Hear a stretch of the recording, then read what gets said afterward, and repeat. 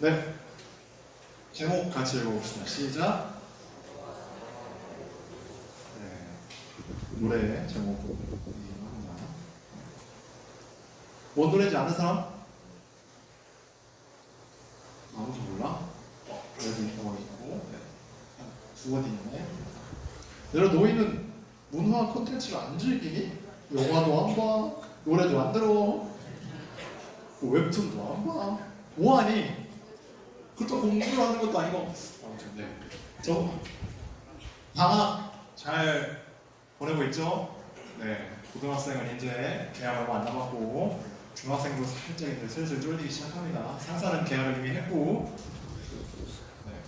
계약했으니까 너희 얼굴을 볼 수 있는 거겠지. 참 반가우면서 안타깝다 얘들아. 자, 저번 주에 저는 이제 그 수련회 사진 영상 이제 다 정리하면서 작업을 하다가 하나 넘겨주세요. PPT? 마우스로 한번 클릭해볼래? 그러면 소리가 안 나네? 됐어. 해봐, 다시. 소리가 안 나네. 아야, 뒤로. 자, 그래, 이게 우리 마지막 그 장면이거든요? 결승전 마지막 장면? 네, 하나 넘겨주세요. 근데 이제 아니 다시 이렇게 그 뒤에 이제 너무 잘 무너져서 제가 이걸 움자를 만들었습니다. 움자를 만들어서 여러분 받고 싶은 사람은 연락하시면 제가 카톡으로 움자 보내드리도록 하겠습니다. 네, 넘겨주세요 이제. 네, 그렇습니다, 여러분.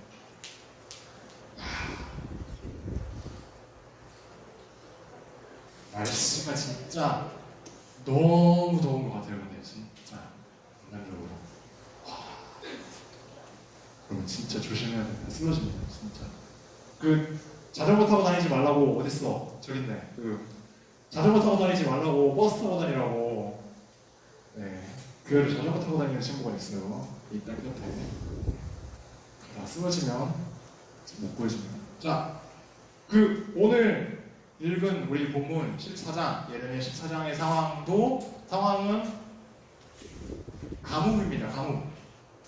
비도 안 오고 날씨는 뜨겁고. 자, 저기 보세요. 저기가 이스라엘의 한 풍경이거든요.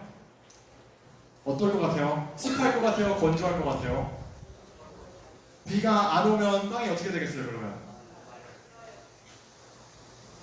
갈라집니다. 막 쩌적쩌적 갈라져요. 자, 물도 없고, 비 오면 비가 안 와서 물도 없고, 우물에서도 물을 못 뜨고, 이제 땅도 막 갈라지고 하니까 식물이 잘 자라지도 못하고, 식물이 안 자라, 풀이 안 자라. 그럼 풀 먹고 사는 동물들도 죽어요. 자, 그럼 동물도 먹고 사는 사람도 굶어요. 네, 죽을 수도 있죠. 죽는 사람이 있을 수도 있어요. 자, 마실 물도 없고 먹을 음식도 없고 참담한 상황입니다. 14장에 온 백성 그리고 동물과 식물까지 온 생물이 다 고통스러운 상황이에요.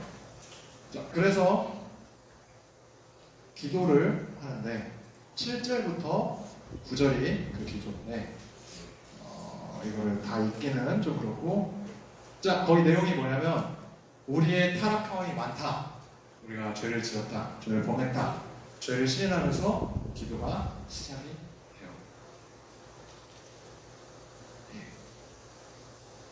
예레미야의 기도인데 유다 백성들에게는 없는 그런 태도이죠. 유다 백성은 이 당시 유다 백성은 하나님을 버리고 우상 숭배 늪에 빠져들었지만 죄에 대한 인식이 전혀 없었어요. 12절에 보면 금식하고 번제와 소제, 제사를 드린다고는 나와 있는데 이게 하나님을 섬기는 게 아닙니다. 하나님도 섬기는 거예요. 자신의 안위와 번영을 위해 농사 잘 되고 자기 좀 잘 먹고 잘 살기 위해서 이 신이고 저 신이고 이방 나라 신들을 다 섬기고 그런 겁니다. 이들에게도 다른 이방 민족들처럼 하나님이 여러 신 중에 하나, 자기들이 믿던 여러 신 중에 힘센 것 같은 신 하나 되는 거예요. 우상 숭배 실컷 하다가 가뭄이 드니까 하나님이 있었지 하면서 금식도 하고 제사도 드려봅니다. 열심히 하면 비가 오고 가뭄이 멈출까 봐. 하나님이 그 마음을 아실까요? 모르실까요? 아시죠. 그래서 안 받는다고 하십니다. 하나님의 백성처럼 행동하지만 본질부터 완전히 망가진 상황이에요. 이 상황에서 주의 이름으로 일컬음 받는 자라는 말이 9절에 나오는데 그거에 좀 주목을 하려고요. 우리가 제가 자주 얘기를 했죠. 자주까지 아니고 여러 번 언급을 했는데 당시 고색운동은 나라끼리 싸우면 나라의 싸움이 아니라 신들의 전쟁이다 라고 얘기를 했어요. 이방 나라 관점에서 봤을 때 여호와라는 신은 유일하신 하나님이 아니라 이스라엘이란 나라의 한 신 중 하나였어요. 그런 상황에서 고대근동 세계관 가운데 가뭄이 들었다. 그렇게 되면 어떻게 되냐면 신이 일을 안 한다. 또는 신이 힘이 약해졌다. 지쳤다. 이렇게 인식이 되는 겁니다. 근데 이방인만 그러는 게 아니라 유대인들도 그러한 신앙에 그런 잘못된 신앙에 물들어 버린 거죠. 하나님이 힘이 약해졌나? 혹은 우리가 재물을 좀 덜 바쳐서 이렇게 가뭄이 심해지는 건가? 처참한 상황입니다. 이 상황에서 예레미야가 이 주의 이름을 일컬음하는 자들을 보살피셔서 이런 식으로 기도를 하는 것은 주님이 여호와 하나님, 유일하신 하나님이라는 것을 드러내달라고 지금 호소하는 겁니다. 이방인들이 하나님을 무시하지 않고 유다 백성들도 하나님께로 돌아오도록. 그런데 하나님께서 안 들어주셔요. 안 들어주시는 게 오늘 10절부터 12절, 우리 오늘 읽은 10절부터 12절까지인데 왜 안 들어주시냐? 그 기도를 왜 안 들어주실까? 백성들이 제대로 회개를 안 했으니까. 백성들의 회개가 아니었으니까. 그리고 이방인들이 하나님을 무시한다고 해서 하나님이 실제로 약해지는 것도 아니고, 지금 하나님의 온 관심은 이들이 금식하고 자기가 이방 다른 민족들이 자기를 무시하든 그런 건 상관 전혀 없고 오직 유다 백성들의 삶에만 관심이 있어요. 오늘 읽은 본문대로 그렇게 말씀을 하십니다. 10절 말씀 다시 볼게요. 10절 우리 읽은 거 10절 같이 읽어봅시다. 시작. 여호와께서 이 백성에 대하여 이와 같이 말씀하시되 그들이 어그러진 길을 사랑하여 그들 발을 멈추지 아니하므로 여호와께서 그들을 받지 아니하고 이제 그들의 죄를 기억하시고 그 죄를 벌하시리라 하시고. 이스라엘 백성의 어그러진 길, 우상 숭배의 길에서 돌아서지 아니하고 우상을 사랑하고 멈추지 않으니 하나님께서 그들을 받지 않으시겠다. 그리고 심지어 마지막에 뭐라고? 죄를 기억하시고 벌하시겠다. 죄를 기억하겠다는 겁니다. 무섭지 않습니까, 여러분? 우리가 아는 하나님, 익히 들어온 자비의 하나님, 죄를 잊으시는 하나님 아니에요? 히브리서 8장 12절에 이런 말씀이 있어요. 넘겨주세요. 같이 읽어봅시다. 시작. 내가 그들의 불의를 긍휼히 여기고 그들의 죄를 다시 기억하지 아니하리라 하셨느니라. 맞아요. 하나님은 죄를 기억하지 않으신다고 말씀을 하셨고 실제로 그러시는 분이세요. 근데 긍휼의 하나님께서 이런 하나님이 왜 유다 백성의 죄를 기억하겠다고 하셨을까요? 11절에서 하나님께서 예레미야에게 너는 이 백성을 위하여 복을 구하지 말라고 말씀하시지만 예레미야가 또 기도합니다. 하나님의 진짜 심정을 뭔지 아니까 예레미야는 지금 뭘 하겠다, 니네 다 쫓아내겠다라고 얘기를 하지만 여러분 요새 여러분 부모님은 그런 혼내실 때 그렇게 안 혼내시나? 혼내실 때 어떻게 혼내시고 예전에는 와라! 이런 말 했었거든요. 부모님들이 집에서 막 쫓아내는 그렇게 나가라고 쫓아낸다고 해서 진짜 나가라는 겁니까 여러분? 네, 아니겠죠? 아닙니다. 여러분 집에서 혹시 부모님이 나가라고 한다고 나가면 안 돼요. 바지가랑이 붙잡고 잘못했습니다 하면서 이제 집에서 있어요. 자 어쨌든 그런 거예요. 예레미야도 지금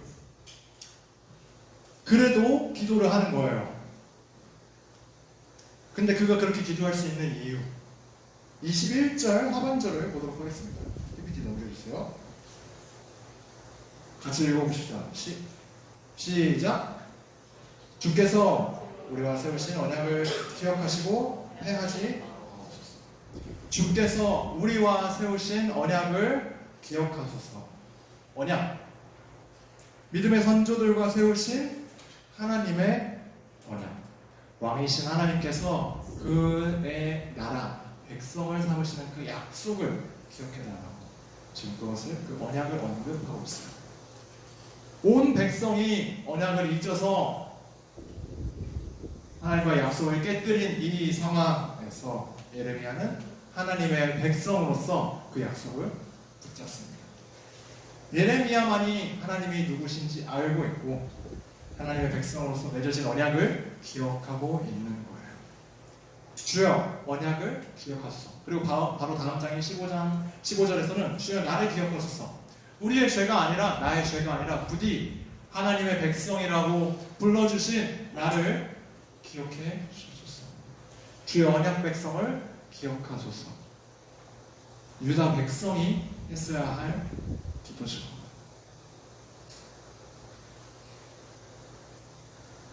하나님께서 너희 죄를 기억하겠다 하신 것은 내가 너희를 위하여 진짜로 무엇을 기약해야 할지 너희가 떠올려라. 내가 너희 죄를 기억해야 하겠느냐 라고 책망하시는 겁니다.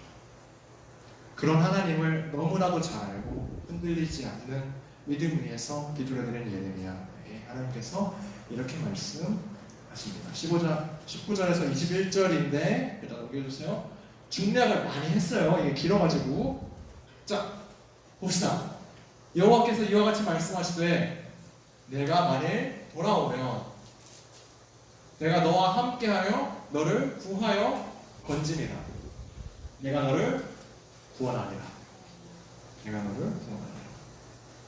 내가 만일 돌아오면 구원하리라. 하나님이 진정으로 원하신 건 아까 말했듯이 회개이고 구원입니다. 하나님의 백성이 하나님을 떠나서 죄의 길로 가서 죄의 종으로 얽매여 살지 않고 주님 품 안에서 완전한 평안을 누리며 사는 게 주님의 뜻인 거예요. 죄를 기억하겠다는 말, 그게 하나님의 본심이 아닌 거예요. 아까 봤던 히브리서 말씀, 그 말씀이 사실 예레미야서에서 나옵니다. 죄를 기억하겠다라고 하신 하나님께서 넘겨주세요.